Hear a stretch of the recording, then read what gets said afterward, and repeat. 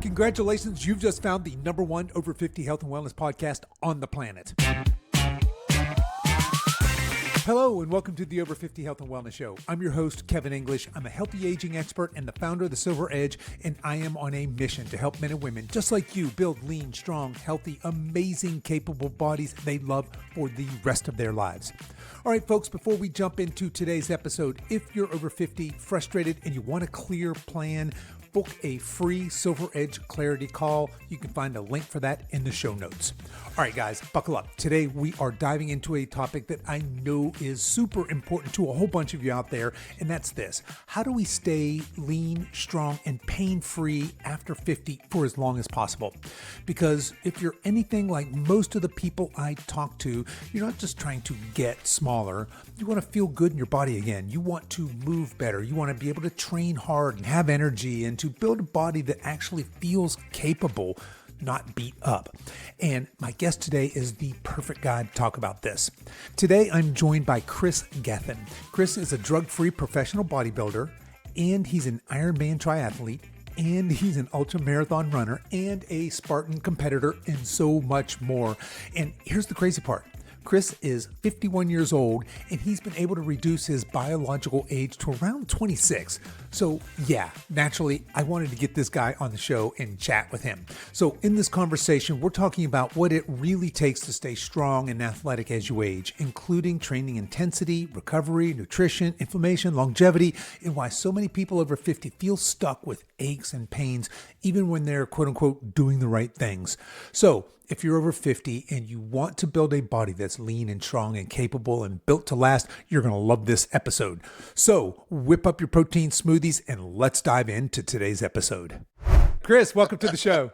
Thank you very much for having me on, buddy. I appreciate it. Yeah, my pleasure. I am looking forward to the conversation here. Now, before we get rolling, I got to tell you kind of a funny story here. When I first was looking at you as a potential podcast guest, I saw a couple of your pictures online. I'm thinking, I don't know this. What's this young guy? How's my audience going to relate to this young, buff, fit, jack dude? I don't know. And then I dug into it a little bit. Am I correct in saying that you are in fact 50 years old? 51, yeah, I'm 51 years old. Yeah. Come on, yeah. brother. All right, there you go. So as soon as I saw that, I was like, okay, no, I definitely got to get this guy on the show. All right, we got to figure out what this guy's doing over here. All right, so let's start here, Kris. Tell us a little bit about your background. How did you get interested in fitness and being, healthy aging? Were you always fit as a kid? Is this something that came on later in life? What's your story there? Yeah, I was definitely fit as a kid. I wasn't healthy. I'd say I did my best to be as fit as I could because I raced motocross from the age of 6 years old all the way up to like 19, and which is probably the most physical demanded sport there is. But I did have severe asthma during my younger years. I, had a croup when I was a baby, almost died. And just dealt with it. I was on Ventolin, serotonin, all these different drugs to try to, ensure that I could get through a race, basically. And it wasn't until I was like 25 years old, I was able to get rid of the asthma altogether. I just got rid of all dairy, all gluten. I'd moved to another country.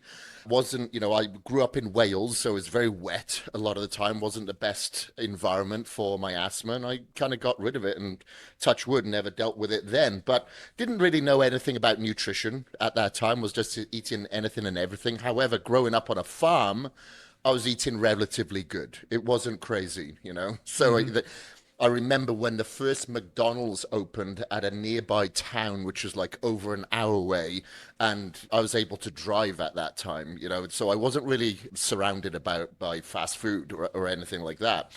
But then because of all the injuries that I'd accumulated over the years of motocross, then I raced downhill mountain biking later.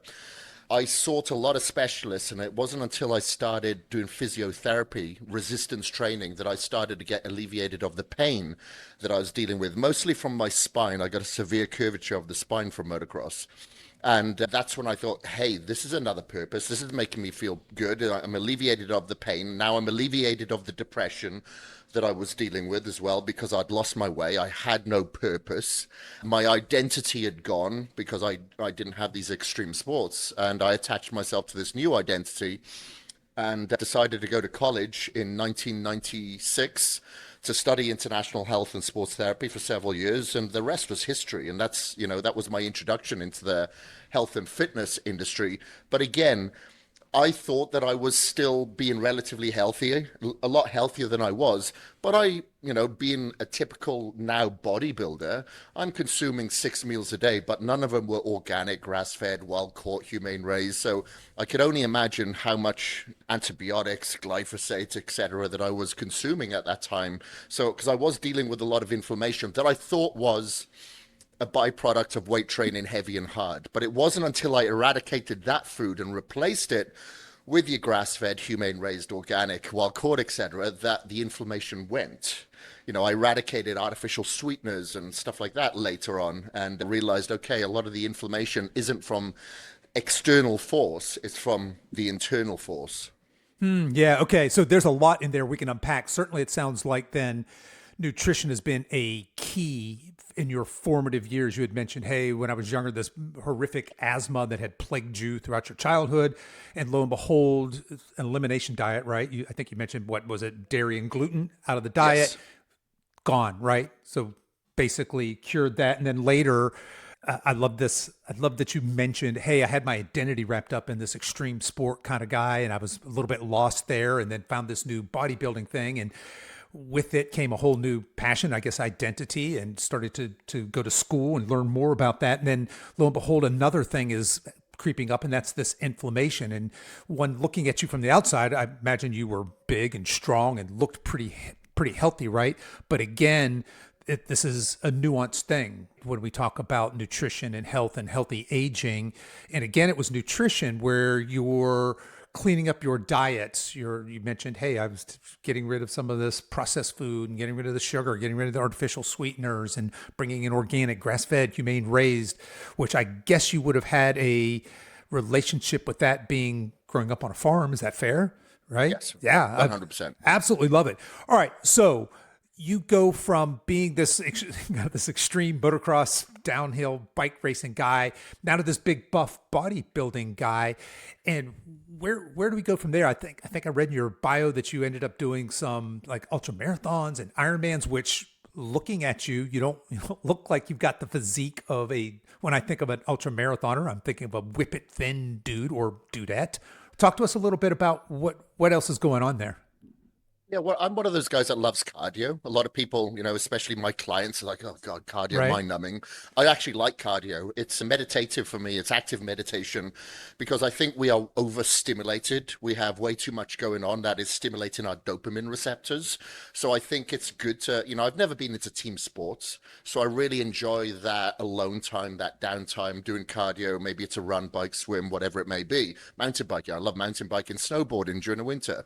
And I figured, okay, someone mentioned to me about Ironmans and said, oh, yeah, you would suck at that. So I said, okay, well, let's sign up. Let's give it a go. And I gave myself 6 months to prepare for my first Ironman. And I really enjoyed the social circle surrounding that as well. And I really enjoyed the time where you could kind of go out on a road on a Sunday and do I don't know, 80-mile bike ride, and you're just alone. But because I wake up really, really early, but I'm done by 11 o'clock in the morning. I can enjoy my day, and I had a huge sense of accomplishment by doing so. And I've done a lot of biking, as doing a lot of downhill mountain biking and motocross. A lot of road biking was part of the training, so I enjoyed that anyway. And swimming, I wasn't the best at, and that was probably the crutch that I had to work on the most. But I realized it wasn't so much the fitness when it came to swimming, it was the technique. Once the technique was down, you could swim forever. That was absolutely fine. Now, I wouldn't say I am a perfect triathlete. I'm not a perfect bodybuilder, but I am a hybrid athlete, and I enjoy participating in all these things. And we've obviously seen the guys who do CrossFit, the guys are jacked, but they're exceptionally fit.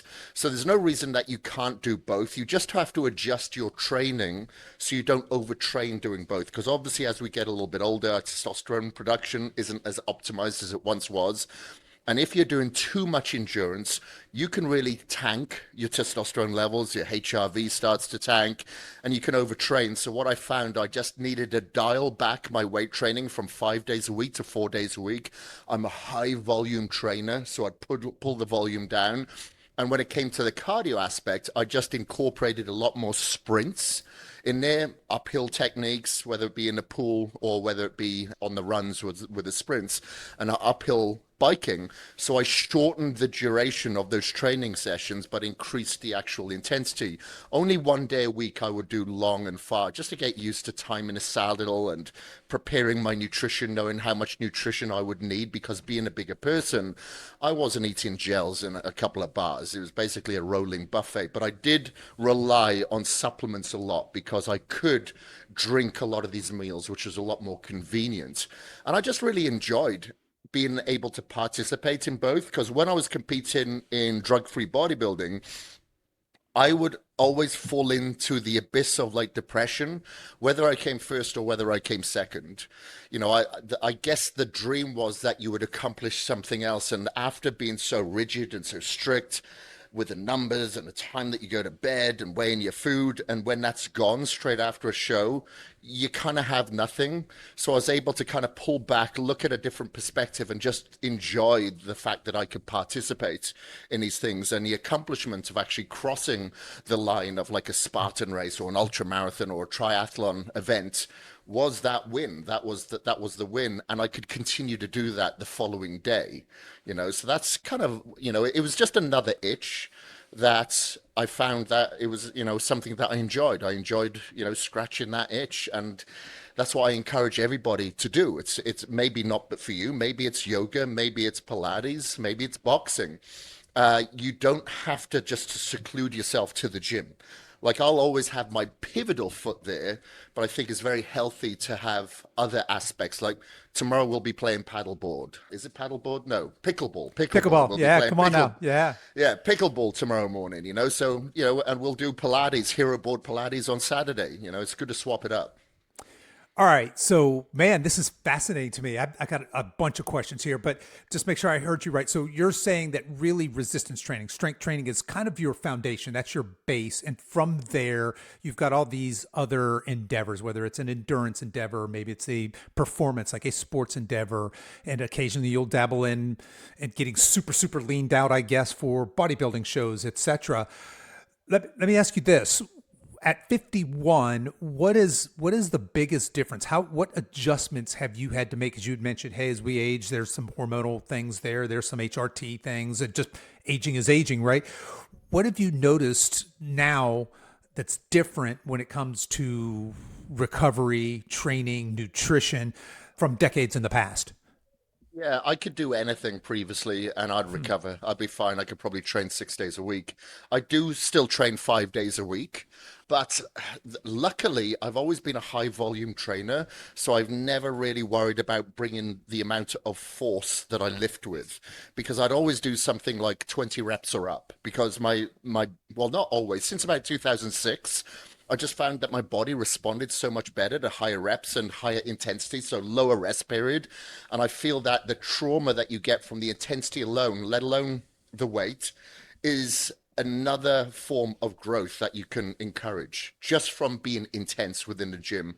So volume has always been there, so I never really had to worry about changing that. I'd say it's just more so the focus on recovery, so sleep, really looking at nutrient density as opposed to calorie density. I don't eat as much food as I used to because I don't need to, but I really control my cortisol. Now, I've got biohacks all through my house, which is great, but I really don't use them as much as I should or need to if I'm really focused on like the ancestral tenets. I'm going out and I'm getting sunlight. I'm earthing myself. I've got a sauna there. I'll use the ice bath, but I don't stress about doing all these things. I used to stress about doing it all. Okay, I got to get up at 4 a.m. I'm getting the ice bath, the sauna, the red light, getting a PEMF, all these things, and realize that I'd get a little bit anxious about trying to get it all in. Understanding that, hold on, I'm actually doing the opposite of what I'm trying to accomplish here. I'm trying to be in that parasympathetic dominant state. I'm trying to manage my stress hormones. So now I've kind of really pulled it back and focused on the things that are free, the sleep, the meditation, the deep breaths, making sure that I'm not scrolling or on my phone when I'm eating. I'm putting the fork down between bites, so I'm in that rest and digest state instead of being in that sympathetic dominant state and not really assimilating the food that I should be, because I'm thinking about work, work, work. I wake up with a little bit of anxiety. I like to get my work done, and really being able to force myself to do a little bit less, and I'm able to accomplish more with that. So I'd say that's the biggest thing, the real focus on not so much technology. Yes, I'll use it. I'll use a CGM every now and again. I'm blocking some of the artificial light now with my glasses because it's getting a little bit later in the day. And then I'll rely on like my red light therapy because it's getting winter here in Boise. So I'm not going to get the restorative red frequencies from the sun as I did in the summer. So it's all those little adjustments that I'd say, that are kind of seasonal. I do crave fruit a lot more in the summer than I do in the winter. So I do have a bit of a paleo approach now as opposed to what I used to.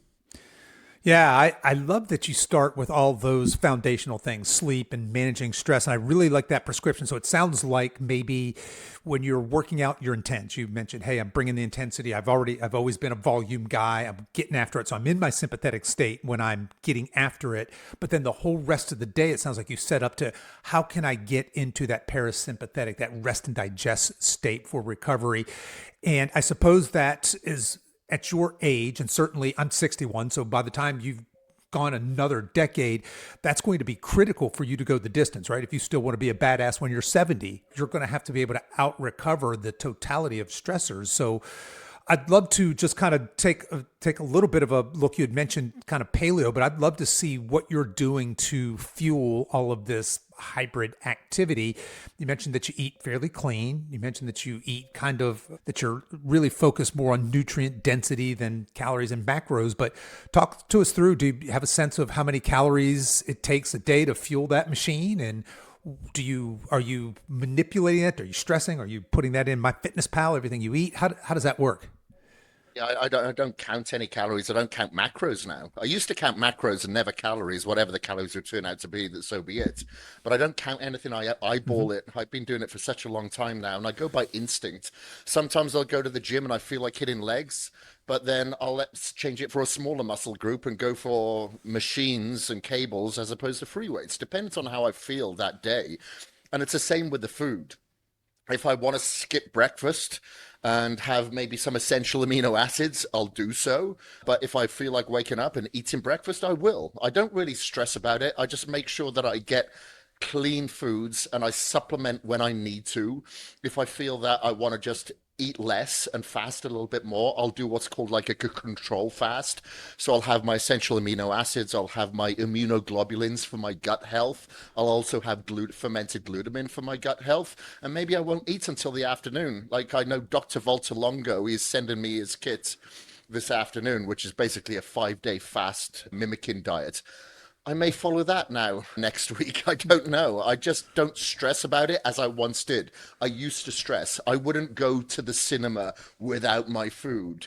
I would even probably turn down going to the cinema sometimes because I knew I'd be drinking a gallon and a half of water a day and I just couldn't be bothered with having to deal with finding a toilet all the time.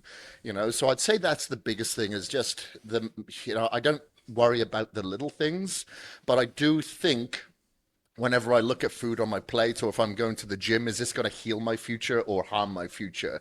Because I know the gym is basically your first pillar towards longevity. You don't want to, you lose your balance, your grip strength, your squat strength. We need that bone density as we get a little bit older.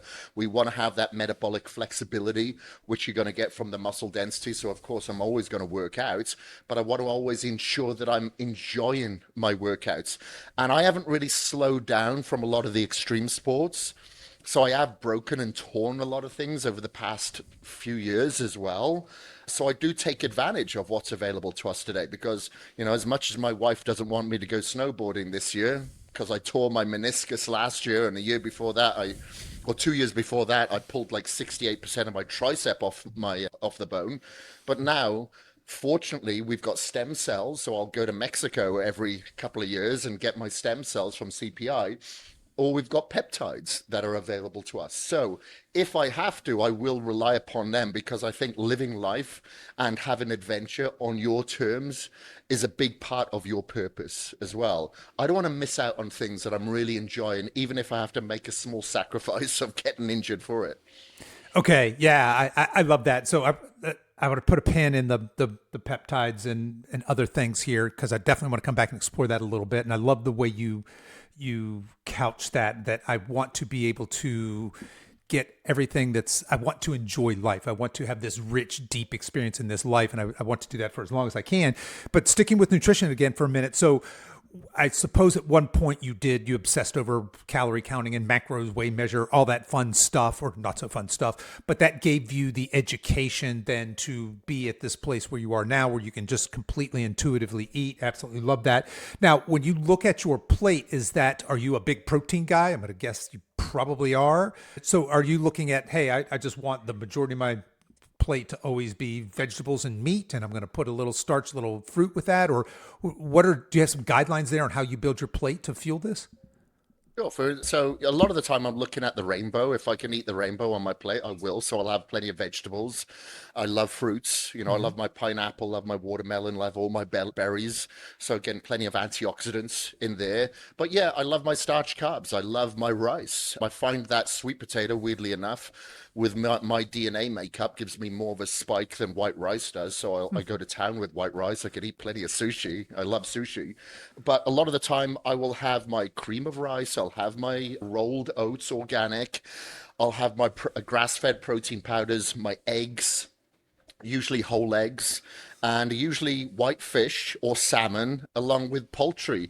I used to eat a lot of red meat, but I just don't find that I have the craving for it as much unless I'm going out and I'm having a steak or I'm going to throw a steak on a barbecue. I just don't have the craving for it as I once did. I found that it would give me a tremendous amount of energy, but I think as we get a little bit older, our HCl levels in our gut decreases a little bit, and I don't want to have to supplement with enzymes all the time and HCl all the time. So I'll generally go towards a quicker BV food, a higher bioavailable food, such as, like I said, a white fish, egg, something like that.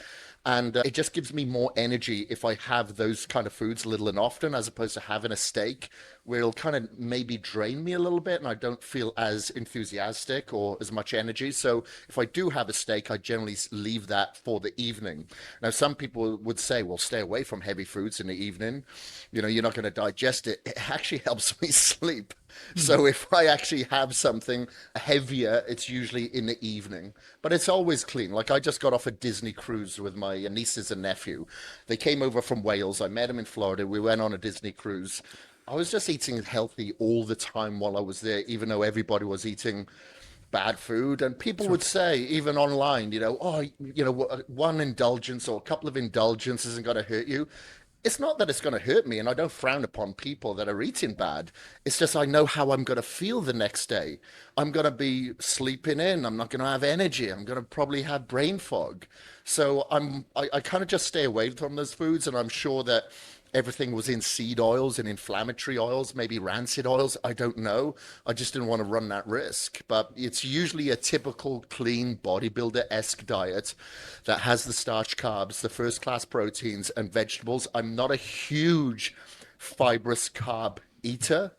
I probably should eat a little bit more, but I do eat them.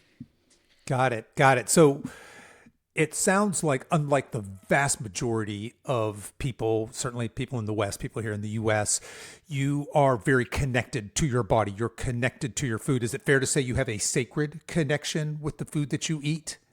Yeah, I'm not a religious person, but my wife will always, before we eat, say, some sort of prayer. But that prayer is more of a grateful thanks for the food because we understand it's gone through a lot of people's hands before it's got to our plate. And, I've got a business in a third world country in India where there's people that's, begging for food. They don't know where that next meal is going to come from. If they're going to get a next meal, these people have probably never set foot in a gym either. So we kind of give thanks for being appreciative of the food that is on our plate. Absolutely love it. Yeah, I love all of that. All right. So In terms of in this day and age, just in the environment that we're in, it looks like you are obviously an outlier. You have cleaned up your environment. I'm guessing there probably aren't many toxins in your bathroom, in your cleaning cabinet. Yeah, for folks listening, that Kris is shaking his head. No, we might have guessed that. What about supplements? Because I think even if you are, I mean, unless you're growing your own vegetables and you've got your own livestock and you're having your own fertilizer made there, it's really tough, right? There, just large scale agriculture has just stripped soil of all nutrients. So even if I'm doing my best, I'm going to the grocery store, I'm buying the organic food on the shelf. It's not as nutrient dense as it was even just a generation or two ago. It's probably been grown halfway across the country, heck, halfway across the world. It's been shipped, it's been stored. It's just not as nutrient dense as it once was. Do you supplement fairly heavily? What do you do for micronutrients, other minerals, things like that in terms of supplementation, or do you? Yeah, I do supplement quite heavily on the ones that I feel that are necessary because, I'm sure most supplements out there on the shelves have a benefit, but if we were to take all of those supplements, we'd probably die. We'd deal with a lot of a toxic overload. And going back a little bit, you're talking about like the cleaning products. I'm very careful about the hygiene products that I use, the skincare products, because I do use skin creams and shampoos, obviously. They all have to be natural. And, I've got like a Jasper air filter. So if anybody uses any cleaning product in our house that isn't kind of clean and organic, that Jasper air filter picks it up straight away. Right. Nothing can get past that. But when it comes to supplementation, yeah, I will supplement with things like, my vitamin D, especially a little bit higher during the winter. My magnesium, I know that I'm depleted of magnesium, especially with perspiration. I go very, very high in various antioxidants. So your typical like glutathione, a carbon C60 from, a ESS60, which is like a fat stable antioxidant. It's a Nobel-winning antioxidant. I'll obviously, as I get a little bit older, my NAD levels are declining, so I'm taking in NAD. I'm taking in things that I know that I'm probably going to oxidize a little bit more than a general person just through activity. So I'm going to go a little bit higher in my essential amino acids. I'm going to take in supplements that are going to help with my testosterone levels that are precursors to testosterone, and that could be your pregnenolone, your DHEA, your creatine, things like that. And like I said, vitamin D, zinc, etc. So I am supplementing. There is a list, but again, I don't stress about that. At the beginning of the month, I'll put everything like in a fishing tackle box of what I'm going to take every single day throughout that month. But if I miss a couple of days, so be it. I'm not going to stress about it. I don't worry about it. Sometimes I'll just go, you know what, I'm not going to take any supplements this week. And just kind of, that's just how I live now. Like I said, it's a very instinctive because I was so regimented before. I didn't want life to be a white knuckle ride until the very end. Yeah, I love it. So let me ask you this, Kris. Would you describe yourself as a biohacker? Do you feel like you're a part of that community? Yeah, that term has been bastardized a lot, but I That's do fair. speak. I do speak at a lot of biohacking events, and I spoke at my first one in 2017, and I've traveled the world speaking at these events. I didn't this year because I said no more travel because I was the funny thing is I'm talking about anti-aging a lot of these events, but I spoke at like 45 events last year, and I thought I'm probably doing the opposite of what I'm trying to teach here, and it was just too much. So I said no to those opportunities, knowing that the opportunity was probably being in one place this year at the very least. So yes, I do use some of the technology, of course, that you find available at these events. I do speak about it in the extent of reversing your biological age, even though our chronological age is going up, so I do have my clients test their biological age because usually that gets them to do a lot of things that you can't generally get them to do as a trainer. It gives them another form of accountability and another kind of scare tactic to a certain degree with some clients to get them to, have another purpose to why they should be eating healthy and following a particular regime. So I would say, yes, I do dabble in that world as well. Much like I dabble in bodybuilding, endurance, I'm dabbling in the biohacking world as well, but I don't live by it. Because if I go to a biohacking event and I stay at the host hotel, no one's in the gym in the morning. But if I go to a bodybuilding event or a fitness enthusiast event, everyone's in that host hotel gym in the morning. Sure. And what I try to do is combine the both. And I will get the biohackers not to focus solely on buying their health, because you can't do that with the application. And with the fitness or bodybuilding community, I'm usually trying to get them to slow down a little bit and focus a little bit on the longevity aspect of what comes, so they can have a longer career in whatever endeavor that they're trying to achieve. Oh, yeah, I love that. I hadn't thought of that. The biohacking community kind of trying to buy that optimal health. And of course, when you have any extreme physical endeavor, whether that's, say, a guy on a bodybuilding stage at 3% body fat, that's not a longevity thing. I think a lot of times we look at those pictures of a man or woman who's jacked and ripped and shredded and just diced up, and we go, wow, that's the pinnacle of health. But that's not really true. That's a very extreme aesthetic as opposed to a longevity thing. So maybe saying to those more extreme, or like, for example, somebody who's doing a ton of ultra marathons, for example, that's another extreme, which has very little or nothing to do with longevity, but telling those people, hey, you could learn a lot from the biohacking community. So kind of marrying those extreme performance, extreme aesthetic, and longevity folks together. Absolutely love it. All right. So speaking of biohacking, you had mentioned peptides. Peptides seem to be all the rage, right?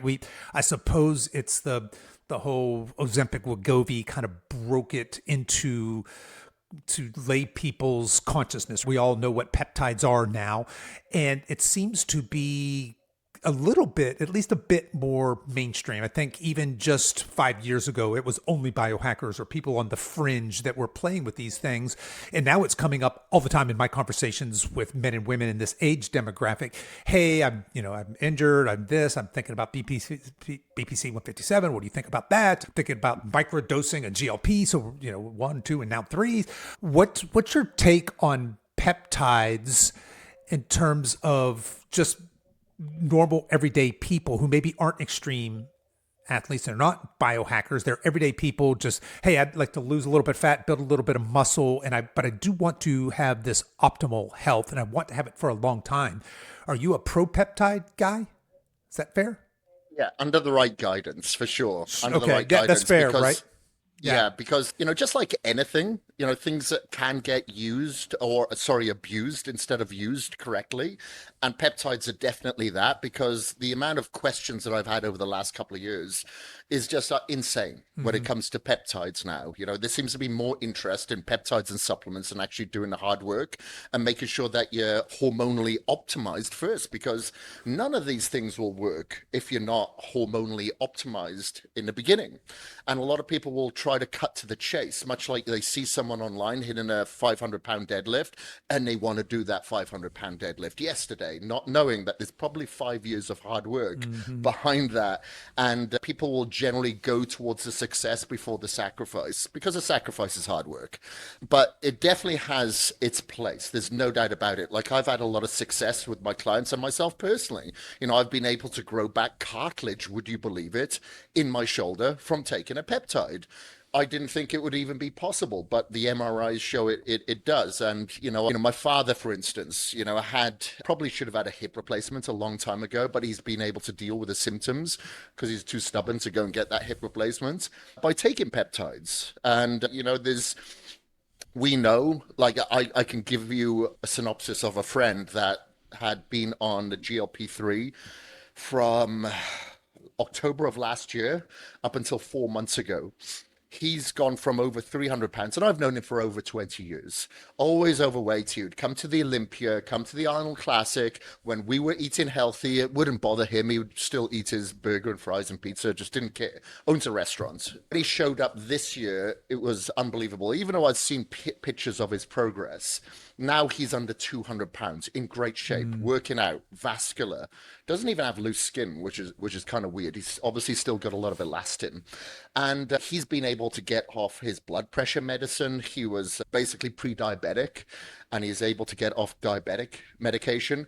But he didn't use it as a crutch. He kind of used it as a supplement as well. But his doctor told him, look, if you get off this medication, 80% of the people out there put on all the weight. And he kind of fought against that and said, well, I'm not 80% of the population. I feel like I've created the neurogenesis now to understand what's good and what's bad. The food noise is gone. I'm good. and he hasn't been on it for over 3 months, nearly 4 months. And he hasn't put on any of the weight, none of the weight whatsoever. And that's a perfect example of someone using it as a supplement and not a crutch, not leaning upon it, not depending on it, and using it as a justification to still eat shit or be lazy. He used it as a means to what that end is now, and that's a healthier life and an inspiration to his kids now. So, yeah, it's great. Yes, it can help people with cognitive function. Yes, it can help people with injury prevention or, get off medication, as it were, as long as it's under the right guidance.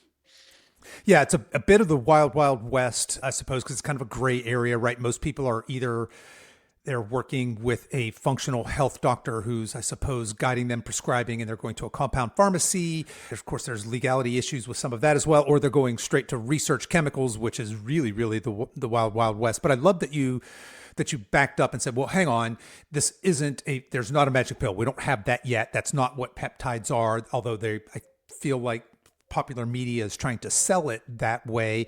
But we had Jay Campbell on a couple of months back, and he said the exact same thing. He said, look, I'm a big fan of peptides. If you don't have your shit together, basically, if you're not hormonally optimized, if you're not doing the basics, they're not for you. These are for people who are just like you described. I am dialing in these lifestyle pieces. I want this extra help getting there. And it seems as if peptides are certainly that. They do. This does seem to be a sea change in pharmacology, in medicine, whatever you want to call that.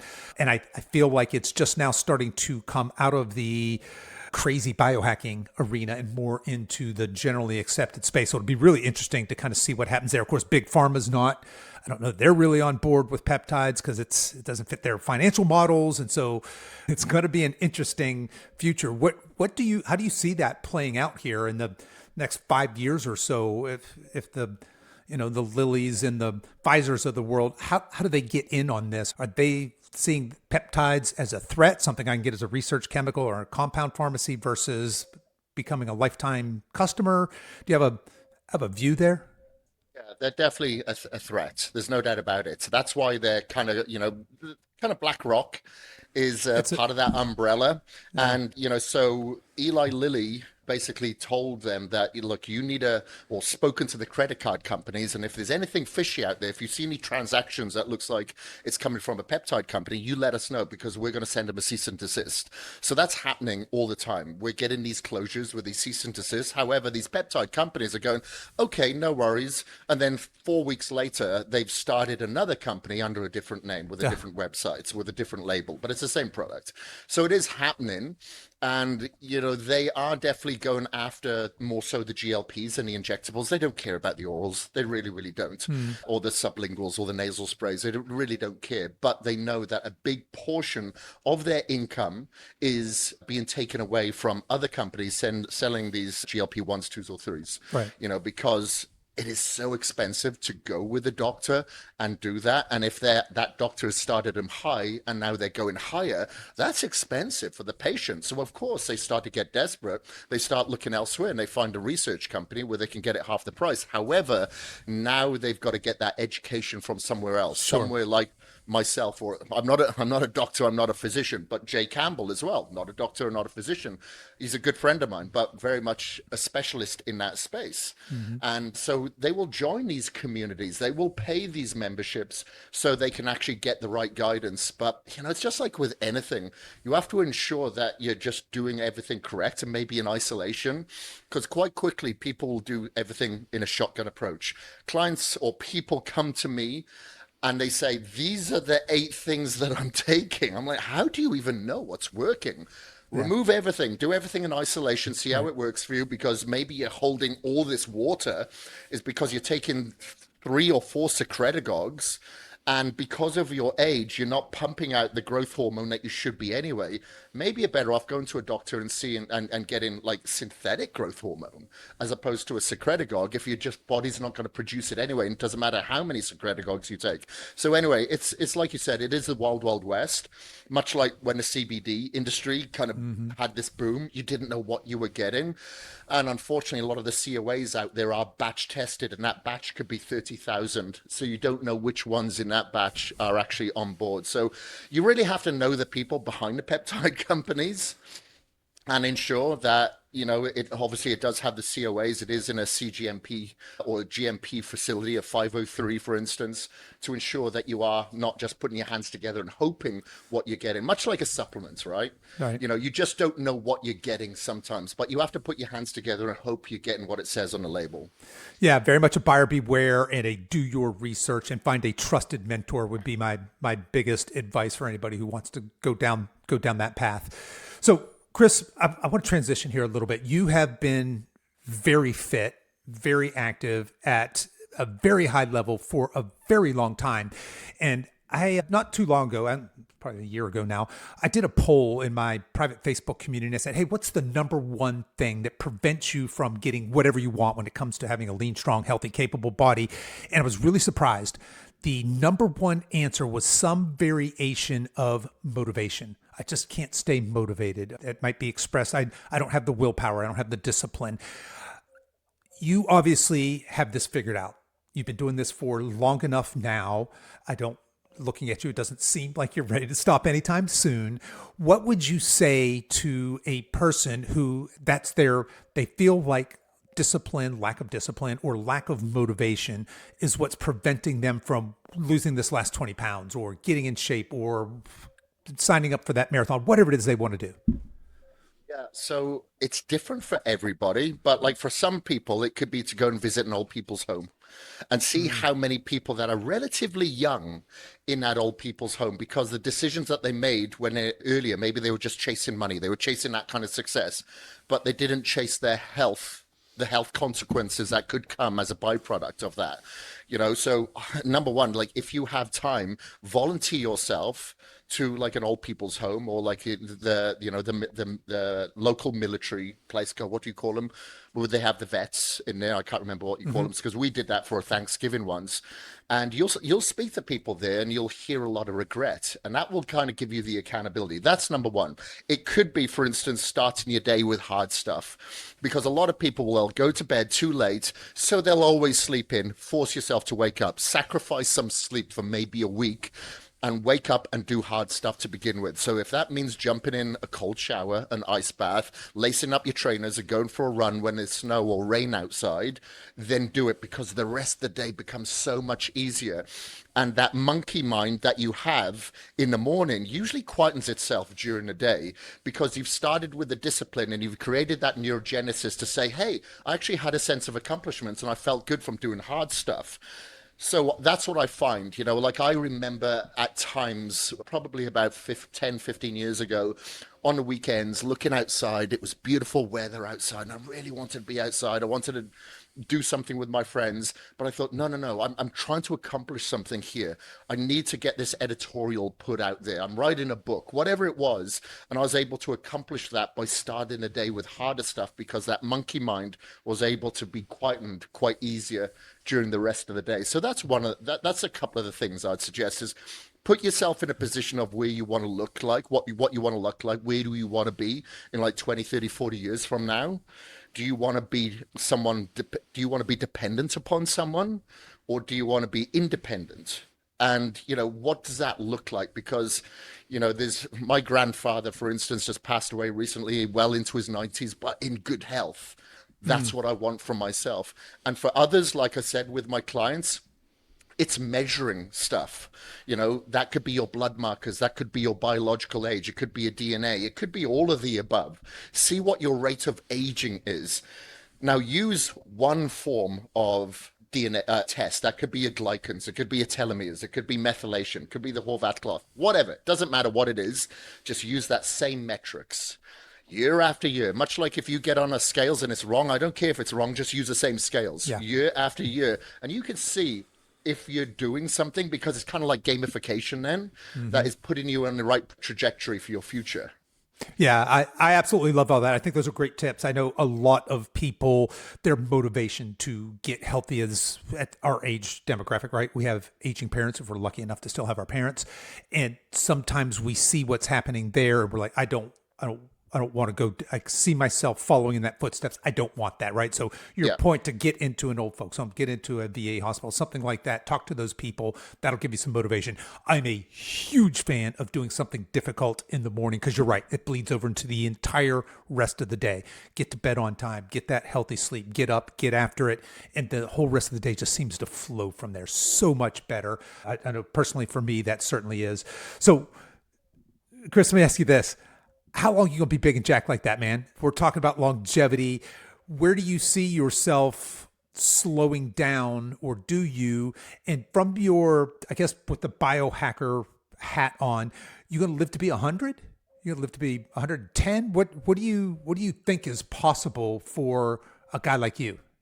Yeah, I've got a century in my head. Got a century in your head? All right. Yeah, there's so many centenarians out there. Of course, they're not all going to a CrossFit box or working out in a gym all the time. Right. But there's no reason why we can't, especially, based on today's technology. But there's certain aspects that I know that I could take from centenarians that's missing in my life. That's community. I'm a little bit of a hermit, I admit that. I try to shy away from public events if possible, going to a wedding or whatever it may be. My wife, she's a social butterfly, so she's invited me to things, and I know that is part of the connection that I could probably do better with. However, in saying that, if that's going to make me feel uncomfortable, is that really my calling? I think we've all got a different calling that we've got to adjust ourselves to, that feel that is going to fulfill us. But yeah, I am going to stay jacked. There's no doubt about it. But maybe I look a lot more jacked online than I do in person. I'm usually sitting at around 205 pounds at 5'8". Bigger than the average person, maybe, but I think my body composition is pretty good. I keep my body fat levels pretty low. My body fat actually does measure a little bit higher than what it looks to be because I'm always browning my fat. I'm in the ice bath every day, maybe twice a day, which browns your fat a lot more, which creates a lot more mitochondria. However, the body fat percentage looks a little bit higher if you do something like a DEXA scan or whatever it may be. But I think the biggest thing for me is I know as we get a little bit older, we generally have less sleep. And I suffered from having very, very little sleep until I was diagnosed with mold toxicity back in 2014. Now I've been able to stay on top of that. And I think sleep is just a huge aspect of that. Of course, I will rely on stem cells. Of course, I'll rely on taking certain peptides like your epitalon, pinealon, thymolin to help with prevention of the telomeres and stuff like that. But I think the biggest aspect is really focusing on sleep and being in that parasympathetic dominant state. And if I can manage that, and of course, do whatever I can to keep my head afloat, ensure that I have plenty of nutrients in, because like you said, I think they say something like you'd have to have like 5 oranges to get the same amount of vitamin C that our grandfathers did, or something like that. Making sure that I can do what I can to prevent the onslaught of, pollutants, the EMF, etc. People may say I'm obsessed with that. If I take a flight, I'm wearing Faraday clothing, for instance. But that obsession seems to serve me well. I feel good about it. My testosterone levels are still pretty good, and I feel like I did when I was in my 20s, basically. Of course, I've had a few more injuries since then, but they don't bother me, so I don't do anything that aggravates it. Yeah, brother, I love every last bit of that. So if that's true, if you can be healthy to 100, man, at 51, you still have half of your life in front of you, right? That's the way to look at that, and it's that idea of that health span. If you can have that lifespan of 100 years and a health span where you're healthy, fit, like you said, jacked up until the last day, man, you're winning, right? Absolutely. Yeah. All right. Yeah, of course. Yeah, absolutely love it. So Kris, as we're wrapping up here, how can people get in touch with you? How can they learn more? How can they connect with you? Where do you want to send folks that are listening to this? Sure. I've got quite a number of businesses out there within the fitness space, but it's probably best to find me on Instagram. If anybody has any questions, I do respond to my DMs here. So that's Kris Gethin, Gethin, and you can see everything that I'm about there. Right on. All right, folks, I will make sure I track down all of Kris's goodies, his social media stuff, his website, all that. I'll throw that into the show notes. You guys can find that on whatever app you're listening to this on. Of course, you can find it on our website. Kris, I want to thank you so much for coming on the show, man. This has been a fun conversation. I love the work you're doing. You are a healthy aging ambassador. Like I said, when I first saw your picture, I was like, I don't know if I want to talk to this guy. Who's going to listen to this young jack dude? Turns out you're right here in our age demographic. Just encourage you to keep up the great work, man. Thank you very much. It's been an absolute honor, Kevin. Appreciate it. Okay, that's our show for today, folks. If you are over 50 and feel frustrated or stuck and you want a clear plan, book a free clarity call with me today. You can find a link to learn more in the show notes for this episode. You guys can find that on whatever app you're listening to this on, or head over to silveredgefitness.com/404. As we wrap up our time together today, you can show your support for this show in two important ways. The first is to tell a friend about this podcast and encourage them to give it a listen. The second is for you YouTube folks to click the like and subscribe buttons, and for you podcast folks to please give this podcast a 5-star review on whatever platform you listen to podcasts on, and be sure to subscribe and follow so you don't miss any future episodes. I really appreciate you spending your time with me today, and until next time, stay strong.